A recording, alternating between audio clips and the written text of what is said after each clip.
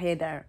All right, this story is from my book, In Borrowed Shoes. It's one of 108 vignettes, and this one is set in India, and it's called Still With Me. It's 6 p.m. in Jaipur. The roads are clogged with the first wave of workers heading home. Cars, rickshaws, cows, and humans choke the road, bring it to a standstill. The air is hazy and the sun is beginning to wane. I'm sitting in the front seat of a car with my window rolled down as we pull up to the stoplight. It's like we've just rolled into a parking lot. People walk between the cars, and suddenly there is a 20-something man standing at my window. He looks straight at me with deep, dark brown eyes and gently murmurs something. He's asking for money. I feel myself freeze.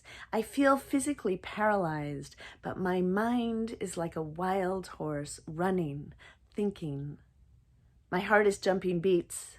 I feel so much how I'm stuck here and can't get away, how this man is gently pressuring me, asking, begging me for money, how I want it all to go away.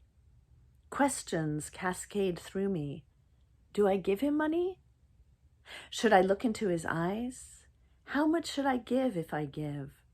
Are we going to be moving soon? What does the Indian driver of this car think? What would he do?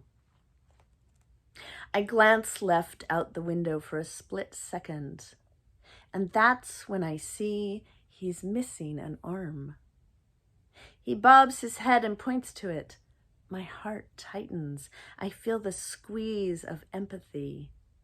I wish he would go away so I don't have to feel these feelings. I wish I hadn't rolled down my window. I look straight ahead, frozen. I still think he might leave, but he is patient.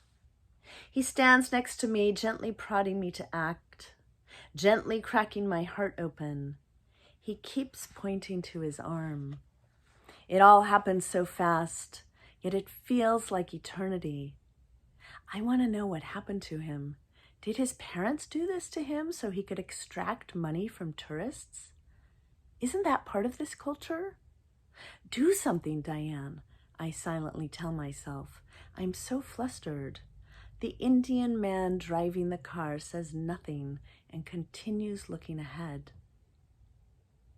I clumsily scramble for my purse and find the pouch where I've stuffed some rupee bills. I feel his energy lift, the anticipation of landing the score. He hasn't budged. I feel no shame or blame from this man. He's surviving in his own way. I consider the new bedspread I just bought, the fancy dinner I ate the other night, the gifts I've bought for friends as I dig for rupees in my purse. When I hand him a small wad of notes, I catch his eye for a moment and then look back to the road.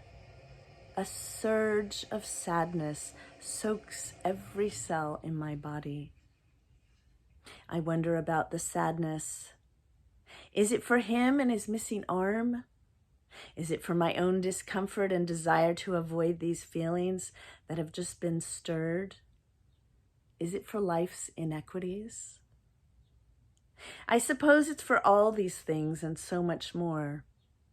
I sit quietly in the car as we drive through the dense streets. I wonder if I helped this man today in the purest sense of the word. I wonder if we can ever help anyone, really. Didn't I really buy my own peace of mind?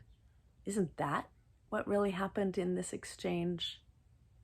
I thought he'd go away if I gave him money, but he's been with me ever since.